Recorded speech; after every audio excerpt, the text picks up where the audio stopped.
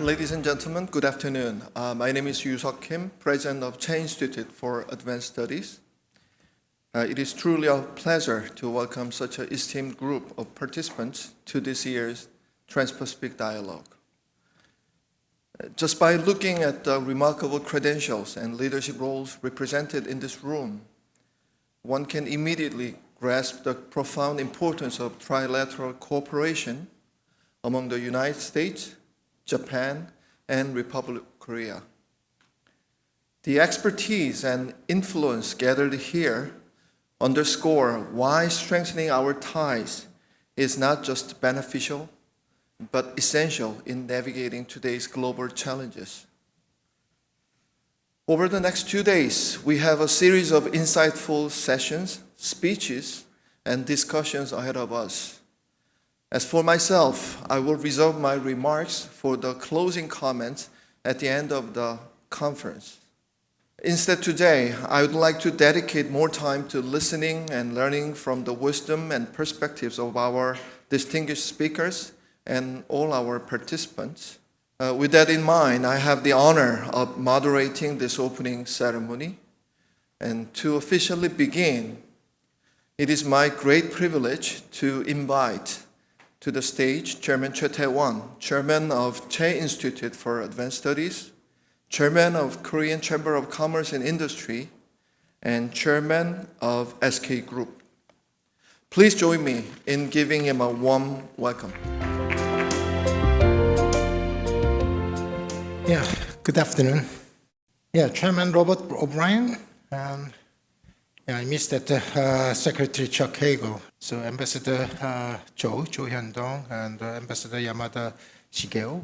And I see that a lot of familiar face, and Professor Yoshimasa and Don is there. So, so many gentlemen from the Korea and Japan. So. It's a great honor and pleasure to welcome all of you to 2025 and Trans-Pacific Dialogue.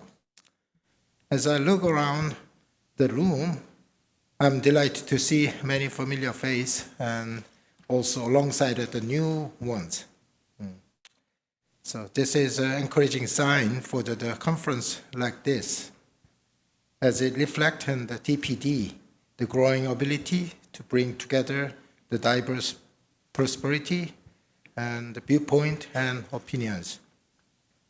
Over the 2 days, these very voices will enrich our discussions on the critical issues at hand.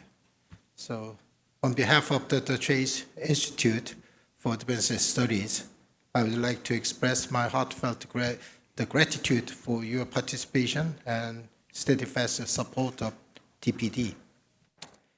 So this marks the fourth event of the TPD. Many of you will remember that previous three the Trans-Pacific Dialogues were held in December in Salamander Resort in Middelburg. So Middelburg has been an excellent venue, but partly because it's a remote location, made it nearly impossible for participants to sneak in or out unnoticed. So this year, however, we want to shake things up to make this event more accessible, and we choose to move the venue to the Washington, D.C., allowing more people to join us. So this year, TPD, we decided to shift the date from the December to February for the two key reasons. The first, most obviously, we want to wait until the next U.S. administration has launched. So ensuring our discussion would be both timely and relevant. So in this regard, I'm pleased to welcome U.S. government officials to this critical, important dialogue. Second, so we want to secure the participant of the former and incumbent, the Japanese policymakers. I learned that February 23 is the public holidays in Japan. So celebrating the birthday of the emperors. Thanks to this holiday, so we are able to secure the participant, a former and incumbent Japanese policymaker led by the Mr. Kono Taro, so who currently serves as the member of the House of Representatives and previously served as the Minister of the Foreign Affairs and the Minister of Defense and the Minister of Digital Transformation. I sincerely appreciate the passion and the commitment shown by our Japanese friends in making this event possible. So let me talk about a little bit of the topics. This year's session's topics were carefully debated and chosen by the TPD advisory groups and chaired by the Secretary Chuck Hagel. So among the many challenges facing our three nations, the advisory group has chosen the 5 key topics which are outlined in your program book.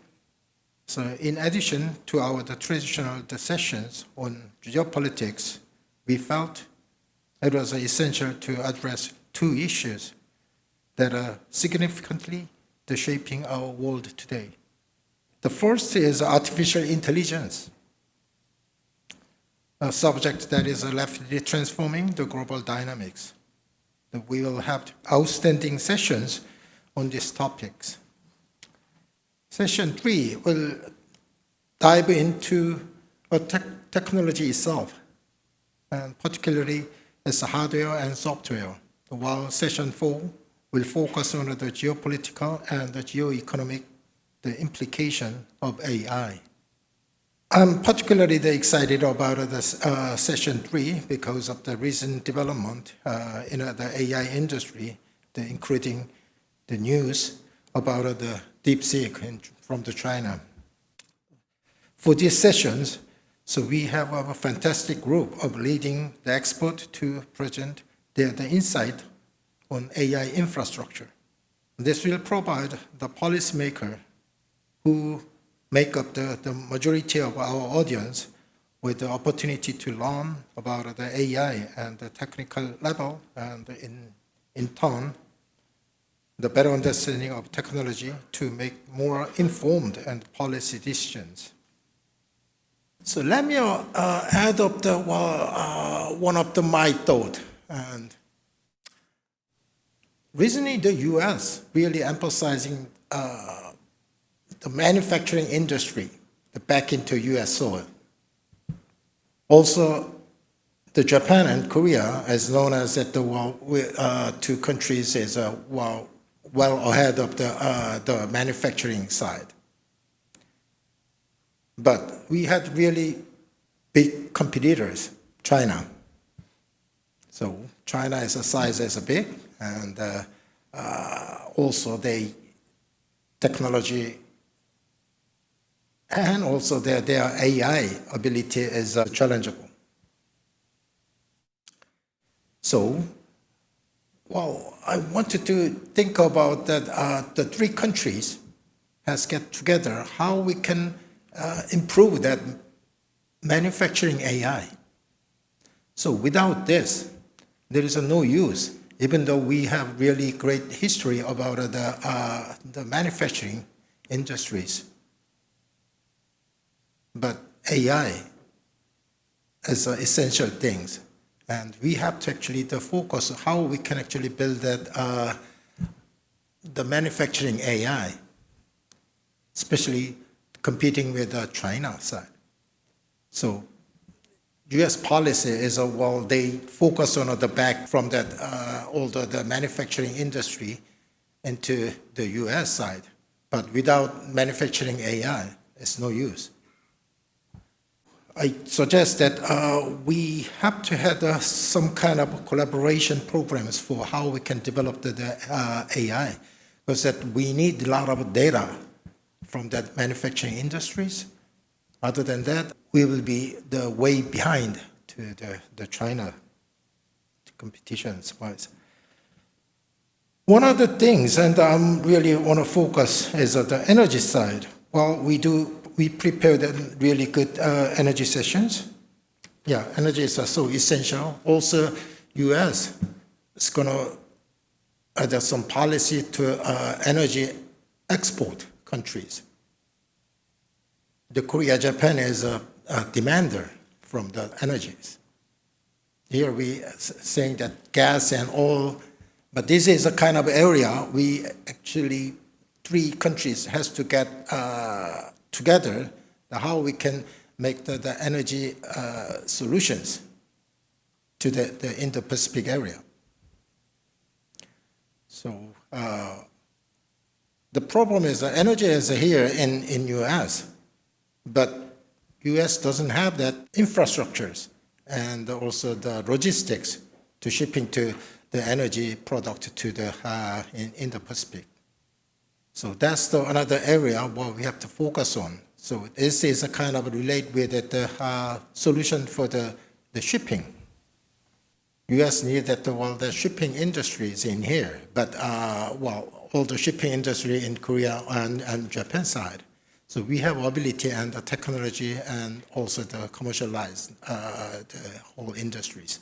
So if you want to back to the shipyard or the shipbuilding the business in U.S., so we have to get together and come up with some better idea.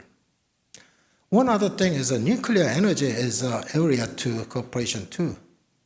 U.S. has technology and IP on the nuclear power plant. And nuclear energy is a kind of essential things to the future.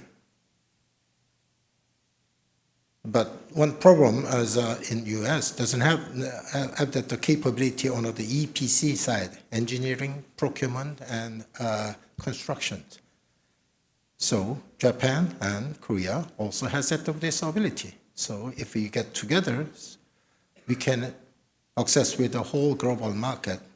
So that kind of a synergistic the play, we have to think about it. So it's not only just to discuss with some security matters and geopolitics, but we might need some solutions. This is a kind of example for the future, the collaboration solutions. Actually strengthen these trilateral relationships. So this year, we are marking on 60th anniversary of the Korea-Japan diplomatic relations. A significant milestone that provide an opportunity to reflect on the both progress made and challenges that remain. Over the past 6 decades, Korea-Japan has worked to strengthen our economy and the culture and the strategic cooperation. So both nations continue to face the complex regional and the global challenges. This anniversary highlights the importance of the sustaining the dialogue and the collaboration to promote peace and stability and prosperity in the Pacific and beyond. This bilateral tie between Korea and Japan are critical to success of the U.S., Korea, and Japan trilateral cooperation. So once considered the weakest link, we can now confidently say that our trilateral partnership has never been stronger. The conclusions, and over the next 2 days, I look forward to the opportunity for constructive dialogue and intellectual exchange. Together, we can build the momentum needed to secure the peace and prosperity in the increasingly the complex world. Thank you. Thank you very much.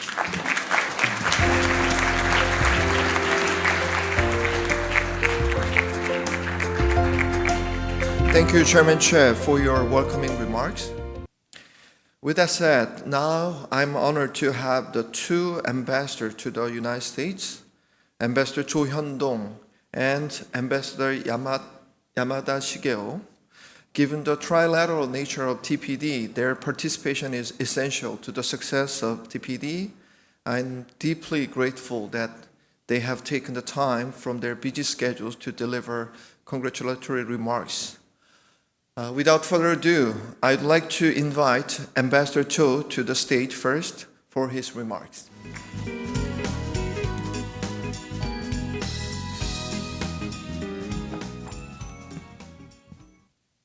Good afternoon, everyone. Chairman Chey, President Kim, Ambassador Yamada, Ambassador Obrien, and distinguished guests. I'm so delighted to see so many friends and old friends, including my former bosses in the Foreign Ministry, Foreign Minister Kim and Foreign Minister Park. Thank you to Chey Institute for organizing today's event. I'm honored to be here today and to reaffirm the enduring strength of Korea's partnership with the United States and Japan. Our trilateral relationship is built on a shared interest, mutual respect, and a unified commitment to advance the prosperity of our three countries and the region and the globe. In a time of evolving challenges, our cooperation is not just valuable, it is indispensable. Our partnership does not exist in isolation. There are broad global security concerns, including the ongoing war in Ukraine and conflict in the Middle East. The impact of both these conflicts extends far beyond their natural borders, as we can witness from North Korea's involvement in the Russian invasion. The Indo-Pacific, as the globe's main theater of strategic competition, faces its own structural test. China's growing assertiveness upends regional stability and undermines economic security, making it the region's most pressing challenge. Additionally, the new US administration is offering novel approaches and out-of-the-box thinking in response to these global events. Countries have begun to wrestle with how to adapt and meet these changes, as we have seen already the US peace proposal in Gaza and the opening of talks with Russia. Change is the only constant in life. However, certain anchors remain unshakable. The ironclad Korea-US alliance is a pillar of strength, security, and prosperity that will stand firm against any change. Korea and Japan, celebrating 60 years of normalization this year, have become valuable and reliable partners. Combined, the strong and enduring trilateral partnership between us will act as a shield against external shocks. Together, we are positioned to embrace change ahead. Last week, during the first trilateral meeting since the second Trump administration took office, the Secretary of State and the foreign ministers of Korea and Japan met to reaffirm our collective commitment to this partnership. They demonstrated the continuity of our collaboration despite the changes in leadership that have occurred since 2023 Camp David Summit. Deepening institutionalized trilateral cooperation is crucial for regional stability. It protects us against growing threat from North Korea and its increasingly closer military ties with Russia. It also guards against a structural challenge from an ascendant power in Indo-Pacific. Last week in Munich, we agreed to continue trilateral exercises and work to strengthen defense capabilities. Through closer policy coordination, we will bolster our defense and deterrence, ensuring that we are prepared for any challenges ahead. We also re-emphasize our resolute commitment to North Korea's complete denuclearization and warn that we will not accept any provocation, particularly originating from their military cooperation with Russia. North Korea unacceptably destabilized multiple theaters by supplying Russia with more than 9 million ammunitions, more than 200 long-range artilleries, and more than 11,000 troops. Our joint approach to North Korea must make it clear that we will not reward Pyongyang's aggression from either WMD or illegitimate war support. Trilateral cooperation also presents an exciting opportunity to create a more prosperous future. It enhances our economic security, helping to insulate us from unfair trade practices, protect supply chains, and ensure energy resilience. To reinforce this cooperation, we also agreed to strengthen our energy security through expanding access to LNG, diversify critical mineral supply chains, collaborate on advanced nuclear reactor technology, and deepen our cooperation on critical technologies. Consistent with this, Korea, US, and Japanese businesses have already created synergies in industries like automobiles, semiconductors, and energy. We must expand our cooperation to include newer technologies like artificial intelligence and biotechnology. This process has already begun. OpenAI announced that they will develop a product with Kakao, and Korean companies are in talks about joining the Stargate initiative. Korean businesses are instrumental to meeting the new administration's manufacturing goals. Over the last 5 years, Korean companies invested over $100 billion in the US, the most greenfield investment of any foreign country. They have been building productions and distribution facilities across the country, creating tens of thousands of new jobs. Partnering in shipbuilding also offers significant commercial and strategic benefit. China currently has a shipbuilding capacity more than 200 times that of the United States. But Korea is the Chinese closest competitor, producing ships quickly using state-of-the-art technique. Shipbuilding is a priority for new administration, and I'm confident that greater cooperation between us offers a strategic upper hand geopolitically and economically. Given President Trump's drive to revive America's manufacturing sector, Korean business' large-scale greenfield investment make Korea an essential partner in this revival.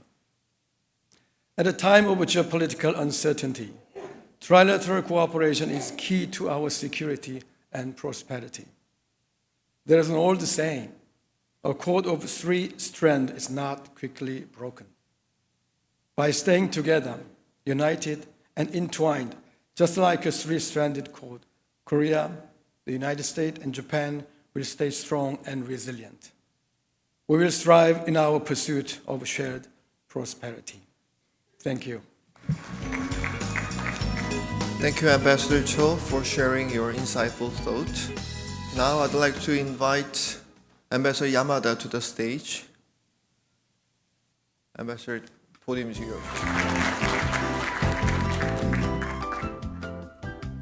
Thank you very much, Chairman Chey, President Kim, and Ambassador Cho, and distinguished guests.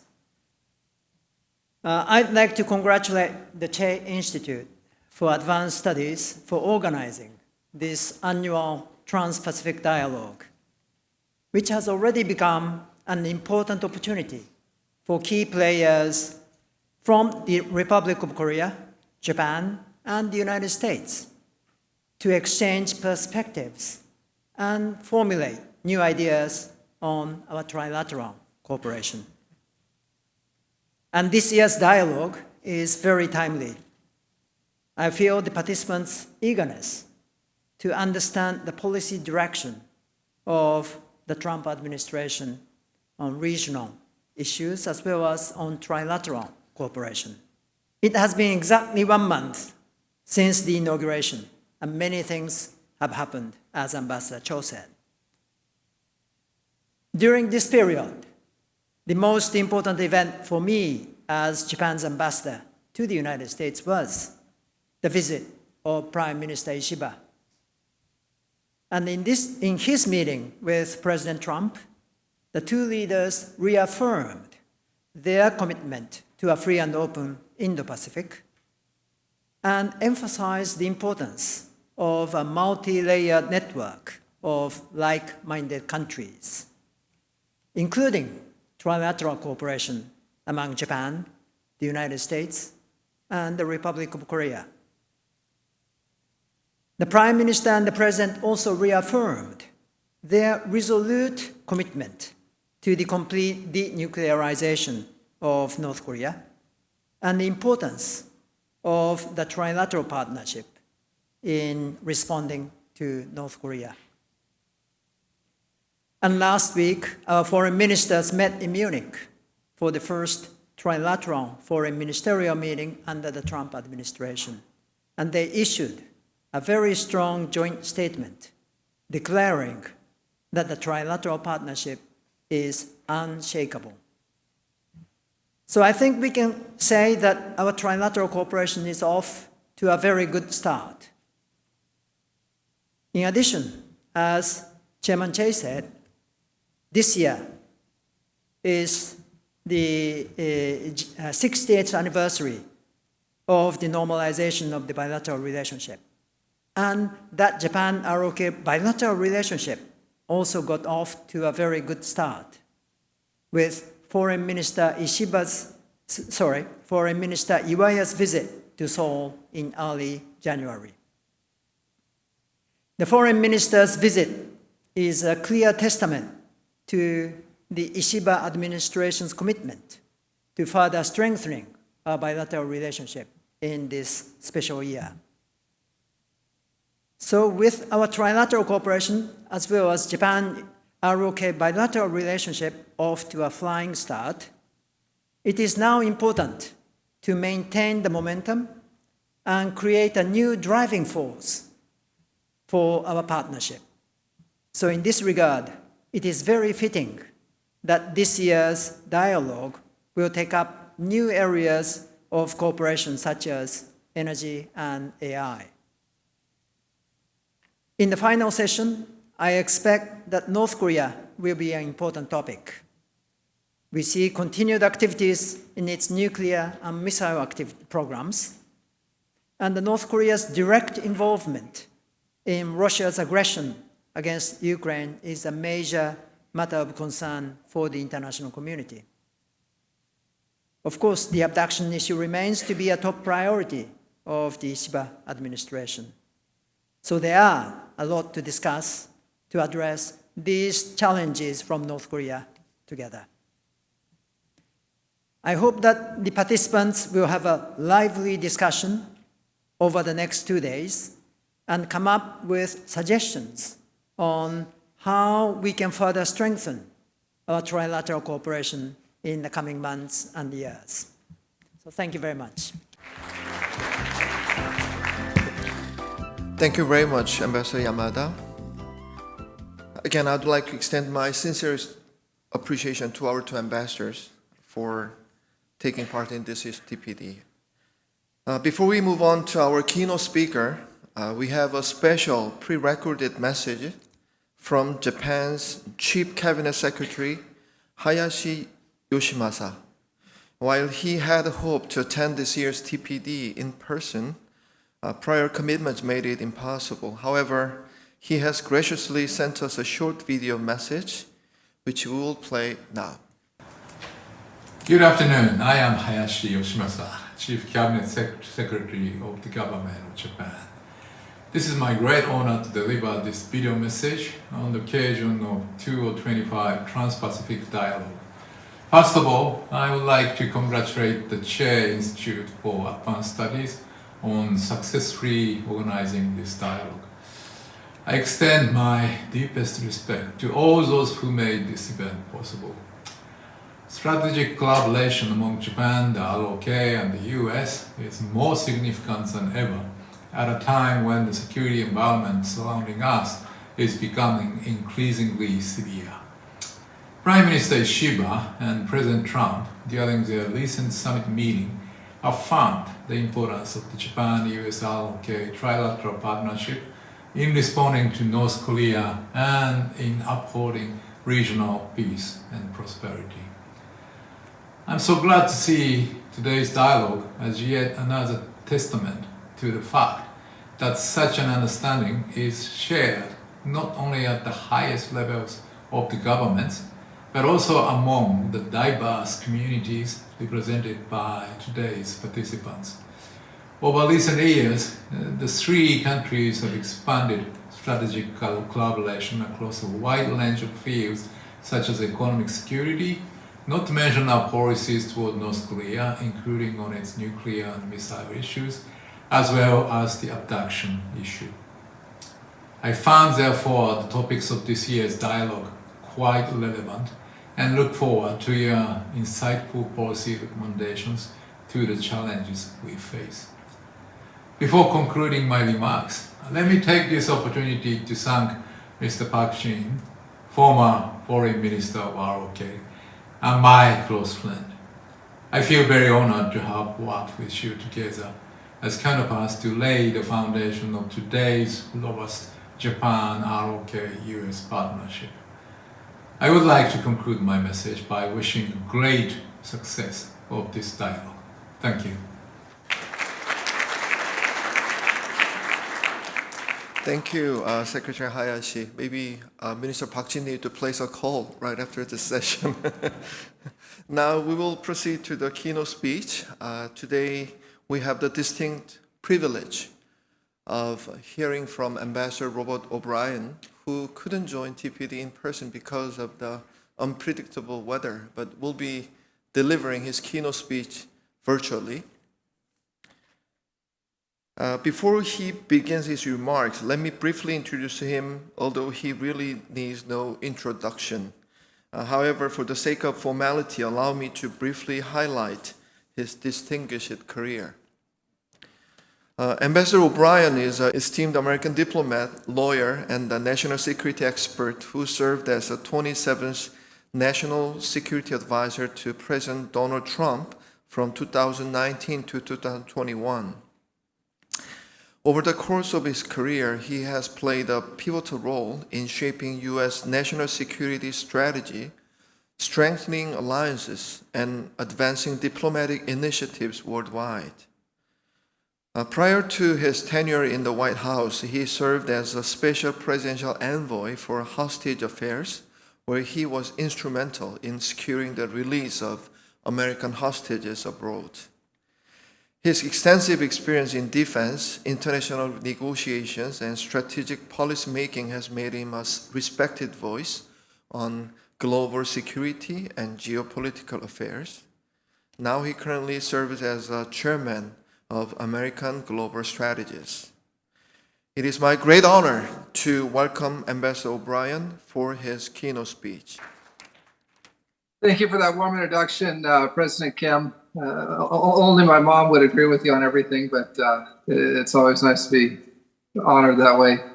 And thank you to Chairman Chey for putting on this important dialogue. It's so critical at this time that we're tied together as Japan and the United States and South Korea and the Republic of Korea. And great to see my friends, Ambassador YAMADA and Ambassador Shou. They're two of the most effective ambassadors in Washington, as everyone knows. So thank you for the excellent remarks there. So and greetings from California. I'm sorry I can't be there with you in person. I can tell you I'm not sorry about the weather. It's sunny and 70 here in Palm Springs, and we've got some client work to do on the West Coast. So I'll be back in D.C. next week to enjoy the cold weather. But right now it's a nice little reprieve. But sorry to not be with you in person, to see so many good friends and colleagues. So the trilateral relationship is just critical to address the common threats and challenges the U.S., Korea, and Japan face. From my experience, I can confidently say that in Washington, concrete policy breakthroughs often begin with simple conferences of this nature. It's forums like this where people mull and develop the concepts and frameworks that are so important to advancing the interests of our great countries. And it's also the collegiality that's developed from the personal meetings that makes such a difference in diplomacy. So maintaining an open and candid dialogue between allies is a vital part of fostering mutual trust and cooperation. And it's an advantage that our allies don't have. I mean, you can't imagine that the Russians and Chinese and North Koreans getting together in a similar fashion. Now, the world we live in today is very different than the one we had just a few years ago. It's a very dangerous world. In fact, I think since 1938, we haven't seen something like this in the world stage. But the good news is peace or strength is back. You're seeing the vigorous, robust America that is so essential to world peace. That's coming back with President Trump. And things are really great. President Trump says we're going to enter a golden age. I think he's right. But there are multiple wars throughout the world where the interests of America and our allies and our partners are at stake now. For 3 years, Ukraine has fought bravely and relentlessly for their sovereignty, using their own grit and bravery and the American and European weapons and ammunition to hold the invaders at bay. Russia's brutal invasion of Ukraine and the devastation it's wreaked upon the Ukrainian people is deplorable. But the recent developments of the Trump administration's new approach make me hopeful that this situation can be resolved and the conflict can be resolved and brought to an end sensibly, and peace can be restored to Europe and the people of Ukraine and Russia. And we've got good men. It was great seeing Mike Waltz and Marco Rubio and Steve Witkoff at the table. I think given their backgrounds and their strength, that's the type of negotiating team that we need to get this thing done. Similarly, Iran has sought to become a regional hegemon, but it's been weakened because of our allies in Israel and the strength that Israel has shown and the determination against relentless assault by Iran and its proxies. Those terrorist proxies and Hamas killed Americans. They killed hostages. They killed Israelis. The Houthis have fired missiles on ships, and they've done so without fear of retribution. But that fear is over because retribution is coming. It's been demonstrated by Israelis, and it's coming from America. The October 7th attacks are a horrendous example of deterrence failing, and that cannot be allowed to happen again in the Middle East, in Europe, or in Asia. President Trump's firm commitments that brought Hamas to the negotiating table and a delicate ceasefire has allowed more hostages to be released, but more needs to be done by the terrorists and the evildoers in the region. Across the world, Communist China, the most powerful adversary the United States has faced in its history, is plotting and growing its military might. The Navy buildup and the nuclear breakup are particularly notable. While America squandered its post-Cold War peace dividend and focused on the global war on terror and ill-fated nation building over the past 3 decades, China has built the world's largest military and the largest navy, and they've spun a web of malign activities across the world. The threat we face from China is not just military nature. The clash involves the whole of societies, and we must employ all instruments of national power, military, diplomatic, political, economic, our industrial-based trade to prevail. China is certainly doing so. People talk about decoupling. It's China that started decoupling from the West and from the civilized nations of the world. All of her toil is designed to undermine free nations and to put China solely atop the international community. China could seek to take democratic Taiwan by force and coercion, and such a brazen act could plunge the world into an economic depression and potentially war. Nearby, the North Korean regime persists, and though it seemingly faded to the back pages of our newspapers, North Korea still poses a significant threat to Japan and to South Korea with its nuclear arsenal and its massive conventional forces. And we've seen them deploy those conventional forces, fortunately with little success, in Ukraine and in the Kursk region of Russia. So while the U.S. and its allies are engaged around the world, we must not be distracted by the increasing threats to our national security in Asia. The Kim regime, like those of his father and grandfather, has much disdain for Western principles of individual liberty, freedom, and the rule of law. The Kim regime has continued to develop nuclear weapons and ballistic missile capabilities, and as I mentioned before, is aiding Russia in its war with Ukraine. The reality is that these threats are not going away on their own. It's going to be the United States and our allies and our friends like South Korea and Japan, who have much at stake in managing the risk and will help us do so. Thankfully, our like-minded partners in Seoul and Tokyo and beyond understand these threats are deeply serious, and they're prepared to work together with America to counter them. A great example of this was the Camp David Accord in 2023, where we witnessed a great promise and emergence of unprecedented cooperation between the U.S., South Korea, Japan, following the trilateral summit at Camp David. And one thing I want to say is I give the Biden administration some credit for bringing Camp David together, but it started in the Trump administration with work with Director Chung and Kitamura-san and myself and others, working very hard to solidify the relationship and keep that tripartite alliance together. By agreeing to new intelligence sharing, strategic consultation with one another, and the coordination of military capabilities, the U.S., South Korea, and Japan have demonstrated that the Korean Peninsula is not a blind spot for our national security. And we're preparing well to meet any geopolitical crisis with strength in the hopes that we'll never have to do so. It's peace or strength deterrence. Deterrence via our alliances has been and remains the linchpin of America's security strategy in Asia. It is how our collective military, economic, diplomatic, and cultural power as prosperous free nations is multiplied and reinforced. While these geopolitical threats are, of course, military challenges, we must remember also to focus on protecting ourselves economically. Today, as President Trump has said many times from the first term to now, economic security is national security. The world's most important technologies, and especially semiconductors, run right through Asia. South Korea, Japan, Taiwan are critical suppliers to the United States, but to the whole world. And a disruption of the flow of those semiconductors and other critical technologies would be disastrous for the United States and for the world economy.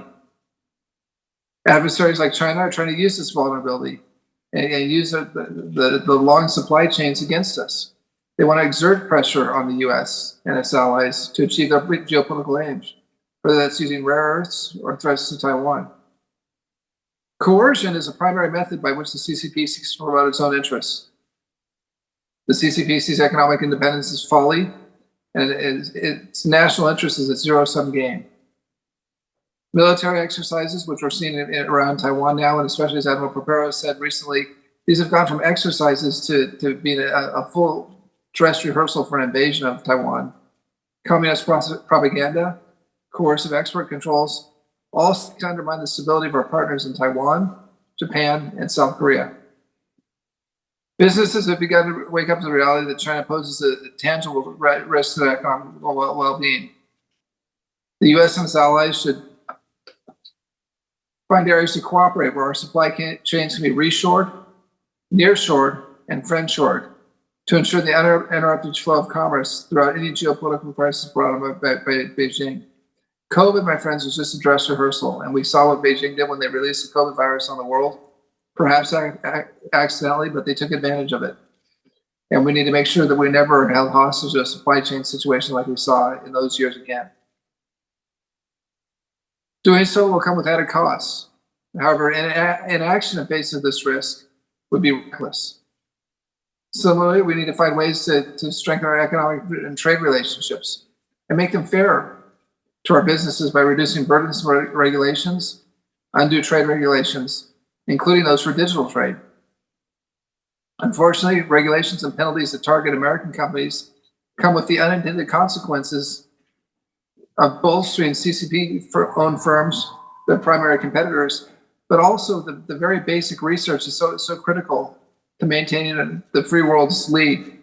So, for example, for every dime that's basically taken by what I would classify, and this may be controversial, as theft, from Google or Apple or Meta or any of the big tech companies by Europe through unfair taxes and antitrust investigations, that's $1 that's not spent on quantum computing research. That's $1 that's not spent on AI research.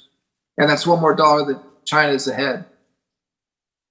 So we just need to make sure we don't draw retaliatory measures to our countries and that we don't get in a trade war.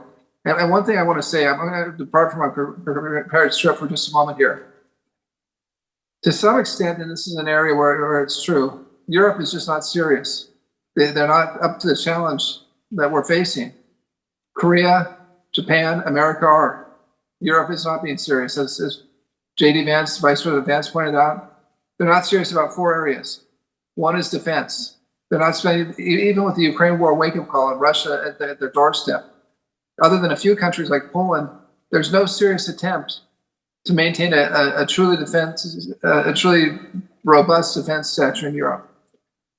Number two, their borders are wide open, and they're importing high levels of crime and jihadism. Number three, there's wokeism that's run amok, and there's an attack on free speech and the very values that we cherish, and the reason we're willing to fight to protect our countries, those values just aren't there. And number four is a lack of innovation. They don't have the innovation that you see in Japan and Korea and America. And so to make up for it, they're doing two things. They're over-regulating the companies, the American companies that are trying to help them, the tech companies, but they're also kowtowing to the Chinese companies that are not their friends, but they think they can get a short-term advantage by kowtowing to China because China will totally retaliate if Europe takes action against them, but they think they can get away with it by over-regulating American and free world companies. And it's just not right. We need to make sure that South Korea and Japan avoid the mistakes of Europe. A Chinese friend or colleague, maybe not a friend, told me that the position of China is that China and America are separating themselves from the pack. That in this global economic race, technologically, militarily, China and the U.S. are the P2 and the new permanent 2, no permanent 5 any longer, and that they're totally separating from the peloton.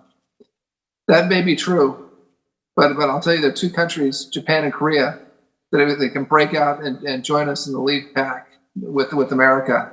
Europe, with their overregulation and their retreat from traditional free world values, is not going to be there, unfortunately.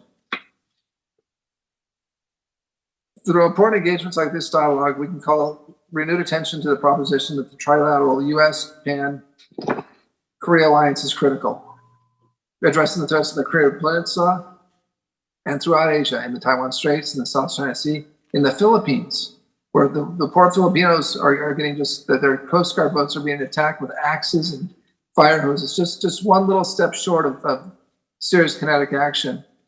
We know these threats are throughout Asia, but together, the US, Japan, South Korea are going to meet those threats. So I used to repeat to my NSC staff on a weekly basis, I think they got a little sick of hearing this, that weakness or even the perception of weakness in international affairs is provocative.